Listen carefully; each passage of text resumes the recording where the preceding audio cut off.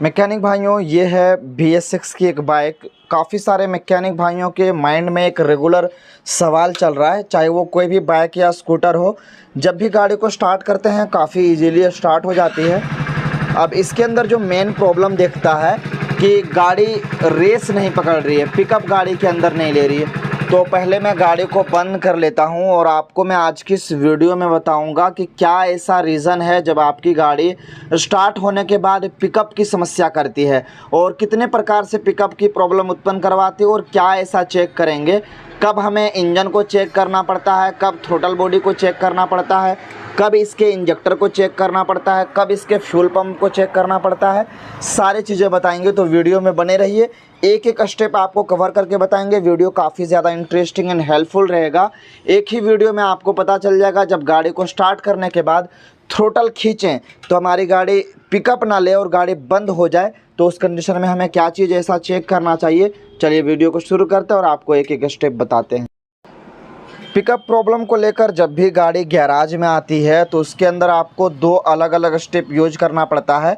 पहले स्टेप में जब पिकअप का प्रॉब्लम होता है, जब देखने को मिलता है कि हमारी गाड़ी 40 to 50 किलोमीटर पर आवर की स्पीड से चलती है, उससे ज़्यादा ऊपर नहीं जा रही है, यानी फुल थ्रोटल भी खींच दिए तो 40 से ऊपर गाड़ी जाती ही नहीं है, तो वो जो पिकअप प्रॉब्लम हुआ वो इसके इंजन से हुआ, वो इसके क्लच प्लेट से हुआ।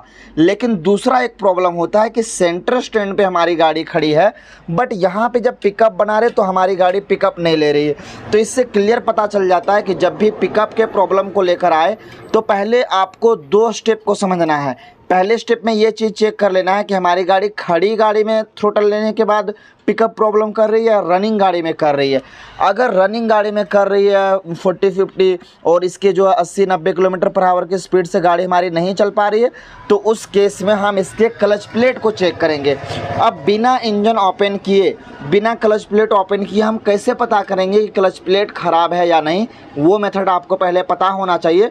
फिर हम लोग देन इसके दूसरे स्टेप को चेक करेंगे कि जब हमारी गाड़ी खड़ी गाड़ी जब हमारी थ्रोटल लेने के बाद पिकअप ना बनाए तो कैसे हमें चेक करना चाहिए इसके फ्यूल प्रेशर को, इंजेक्टर के छिड़काव को। एक एक स्टेप आपको मैं बताते चलता हूँ। आपके पास जिस तरह से गाड़ी प्रॉब्लम लेकर आए उस हिसाब से आप उसकी टेस्टिंग करें।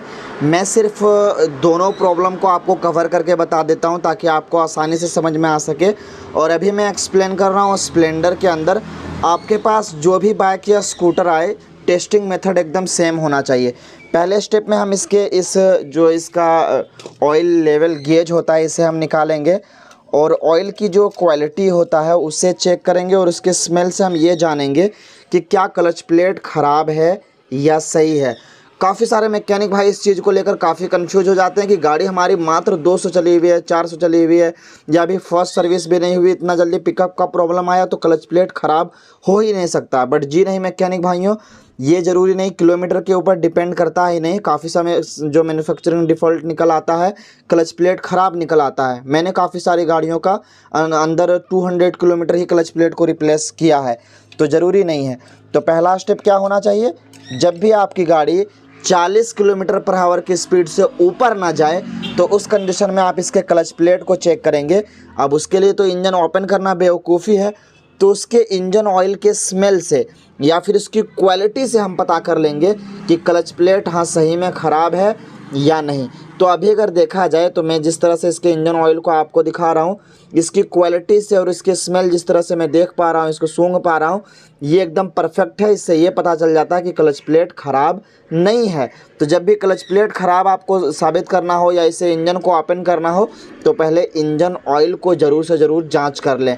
तो ये है पहला मेथड, जब भी आपकी गाड़ी 50 किलोमीटर 40 किलोमीटर पर आवर की स्पीड से ऊपर जाती ही ना हो।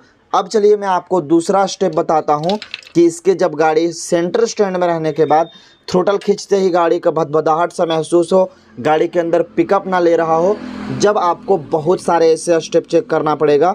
वो कौन कौन सा है चलिए मैं दिखाते चलता हूँ। दूसरा जो प्रॉब्लम क्रिएट करवाता है वो है इसका फ्यूल प्रेशर, इंजेक्टर का छिड़काव, थ्रोटल बॉडी और इसका TPS सेंसर। टेस्टिंग का मेथड क्या रहेगा, सबसे पहले यहाँ से इसके फ्यूल के पाइपलाइन का जो कनेक्शन है इसे हम निकाल लेंगे। काफ़ी टाइट फिटिंग होता है, ओपन करते समय आप ख़ास ध्यान रखें कि इंजेक्टर का पाइप टूटे ना, इसे हम इस तरह से ज़ोर से प्रेस करके बाहर की ओर खींचेंगे तो ये निकल आएगा। अब इसके हम चाबी स्विच को ऑन करेंगे तो यहाँ से फ्यूल की सप्लाई होना चाहिए काफ़ी तेज़ी के साथ। चलिए ऑन कीजिए। ये देखिए, जैसे चाबी स्विच ऑन किया तो कुछ इस प्रकार से इतना फ्यूल इसके अंदर आया। बट ये टेस्टिंग का अगर देखा जाए ना तो एक रॉन्ग मेथड है, ये टेस्टिंग का परफेक्ट तरीका है नहीं। तो क्या है परफेक्ट तरीका? क्योंकि जब भी हम लोग इस तरह से चेक करते हैं, चाबी स्विच ऑन करते हैं, फ्यूल तो आया, और यहाँ पे हमारे मैकेनिक भाई मात खा जाते हैं कि जब चाबी स्विच ऑन कर रहा हूँ तो फ्यूल की सप्लाई हो रही है। बट ज़रूरी नहीं कि आपका फ्यूल की जो सप्लाई हो रहा उस प्रेशर से हमारी गाड़ी जो है स्टार्ट होके थ्रोटल रिस्पॉन्स अच्छा खासा दे। इससे परफेक्ट जो है गाड़ी का थ्रोटल लेने के लिए 38 से 40 PSI का प्रेशर होना चाहिए। अब वो एक अलग मेथड है चेक करने का, उसके ऊपर मैंने ऑलरेडी वीडियो बना रखा है। पे आपको डिटेल में दिखेगा कि कितना PSI है, कैसे प्रेशर गेज के मशीन को लगाया जाता है, कैसे प्रेशर मापा जाता है। तो पहले स्टेप में फ्यूल प्रेशर को चेक करेंगे, दूसरे स्टेप में हम इसके इंजेक्टर को चेक करेंगे। तो इंजेक्टर को चेक करने के लिए क्या करना पड़ेगा, हम इसके इंजेक्टर को बाहर निकालेंगे। चलिए इंजेक्टर को बाहर निकालते हैं। इंजेक्टर को मैंने ओपन कर लिया इसके प्रेशर के साथ साथ इसके छिड़काव को चेक करने के लिए। बट उससे पहले आप याद रखें, अभी मैं टेस्टिंग जो का मेथड जो बता रहा हूँ, इंजेक्टर के छिड़काव को चेक करने से पहले ये ज़रूरी है कि इसके आने वाले वोल्टेज का आप टेस्टिंग करें। मल्टीमीटर का लगाएं और इसके अंदर इनपुट 12 वोल्ट की सप्लाई को चेक करें। कनेक्टिविटी मोड पे मल्टीमीटर को लगाएं और यहाँ से इसके ECM तक के बीच का वायर चेक करें कि कहीं वायर कटा ना हो। ये सारे मेथड मैंने ऑलरेडी कवर कर रखा है, इसलिए मैं आपका ज़्यादा टाइम नहीं लूँगा और डायरेक्ट यहाँ पे आपको छिड़काव दिखाऊँगा। तो अभी इसके अंदर हम किक का उपयोग करेंगे इग्निशन स्विच ऑन करने के बाद। तो छिड़काव देखना है, ये देखें, ये देखें, बस कीजिए।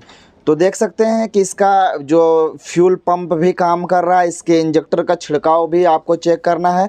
और यही सारी चीज़ों में आपको कहीं ना कहीं कमी देखने को मिल जाएगा। इसके प्रेशर भी कम होने से ज़्यादातर जो अगर देखा जाए तो 50% जो केस का सल्यूशन मिलता है वो इसके फ्यूल पंप से ही मिल जाता है। पंप के अंदर डस्ट पार्टिकल होंगे, पंप का जो फिल्टर है वो ख़राब रहेगा, पंप सही से प्रेशर नहीं बना पाएगा, फ्यूल की क्वालिटी सही नहीं होगी। तो ये सारे रीज़न होते हैं जब भी हमारी गाड़ी का जो है पिकअप प्रॉब्लम देखने को मिलता है। अब इसके बाद आपको क्या चीज़ चेक करना है, क्योंकि सबसे पहले स्टेप में मैंने कवर किया है वो है मैनुअल प्रॉब्लम, इसका इंजन। बाकी अभी हम लोग टेस्टिंग कर रहे थे वो था फ्यूल के रिलेटेड। अब आपको तीसरे स्टेप में बताएंगे इसके सेंसर्स और एक्चुएटर के रिलेटेड। वैसे तो आपको इसके फ्यूल के रिलेटेड या इसके क्लच प्लेट में ही प्रॉब्लम देखने को मिल जाएगा। बट अगर उसके बाद भी सल्यूशन नहीं मिलता है, जब आप इसके सेंसर यूनिट को चेक कर सकते हैं। इसके अंदर TPS सेंसर होता है, टोटल पोजीशन सेंसर। अब वो जब ख़राब हो जाएगा, जब तो ECM को सिग्नल नहीं भेजेगा। और साथ ही साथ IAT सेंसर, मैप सेंसर, सारा का सारा इसी के अंदर इंक्लूडेड होता है। तो थोड़ा सा कन्फ्यूजन हो जाता है इसको चेक करना। तो मैं बताता हूँ कैसे चेक करना है। सबसे पहले मल्टीमीटर को आप 20 वोल्ट पे लगा दें। यहाँ पे 20 वोल्ट पे मल्टीमीटर को लगा के जो पॉजिटिव टर्मिनल इसका रहेगा वो इस सेंसर यूनिट के सबसे एंड वाला वायर में आपको लगाना है। कलर कोड की अगर मैं बात करूं तो इसके अंदर ग्रे प्लस ब्लू कलर का वायर देखने को मिलेगा।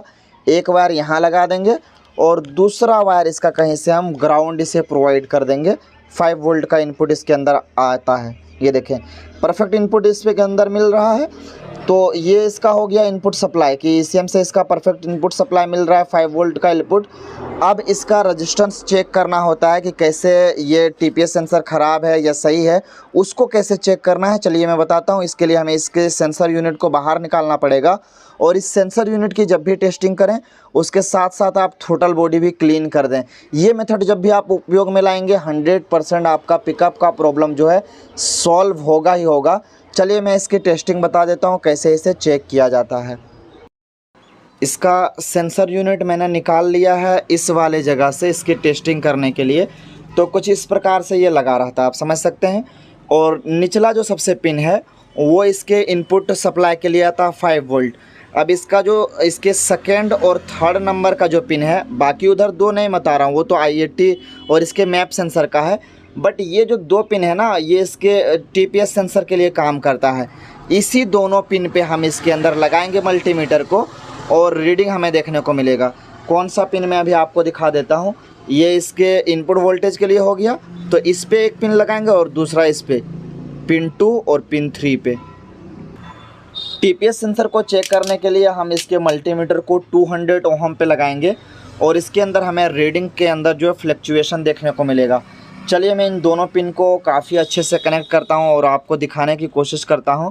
और जैसे इसके टीपीएस सेंसर के अंदर हम मूवमेंट डालेंगे इसको एक स्क्रू ड्राइवर की मदद से, जैसे जैसे मूव करते चले जाएंगे तो रीडिंग में फ्लक्चुएशन आपको देखने को मिलेगा। तो ये है टीपीएस सेंसर और इसके अंदर थ्रोटल पेडल लगा होता है और ये आसानी से कुछ इस प्रकार से घूमता है और यहीं से इसके ईसीएम को सिग्नल मिलता है। तो इसी के अंदर हम आपको फ्लक्चुएशन दिखाएंगे। मल्टीमीटर को मैंने 200 ओहम पे लगा दिया और यहाँ पे सेंसर यूनिट में देखें तो मैंने जो प्रोब लगाया पिन 2 और पिन 3 पे।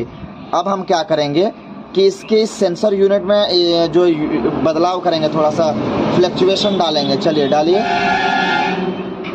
देखिए टीपीएस सेंसर को हम खोल रहे हैं और जैसे ही टीपीएस सेंसर को खोलें तो आपको यहाँ पे रीडिंग में फ्लक्चुएशन दिख रहा होगा। अभी एकदम क्लियर आप देख सकते हैं। अब इसके टीपीएस को क्लोज कीजिए, बंद कर दीजिए थ्रोटल को। अभी देखें थ्रोटल को बंद कर दिए, सिग्नल जाना बंद हो गया। अब फिर से एक बार थ्रोटल को ओपन कीजिए। तो जैसे इसके हम सेंसर को यहाँ से सिग्नल प्रोवाइड किए वैसे ही टाइप सेम इसके जो ईसीएम को यहाँ से सिग्नल देता है। तो ये था कंप्लीट मेथड जो मैंने ऑलमोस्ट सारी चीज़ों को कवर करके बताया कि जब भी गाड़ी पिकअप ना ले तो किन सारी चीज़ों को चेक करना चाहिए। ऑलमोस्ट मैंने सारी चीज़ों को कवर कर लिया। तो वीडियो अच्छी लगे हो वीडियो को लाइक कर दीजिए, शेयर कर दीजिए और मैकेनिक टीवी की इस एप्लीकेशन को हर छोटे से बड़े सभी मैकेनिक भाइयों तक शेयर कर दीजिए। चलिए फिर मिलेंगे नेक्स्ट वीडियो में, तब तक के लिए थैंक्स फॉर वॉचिंग।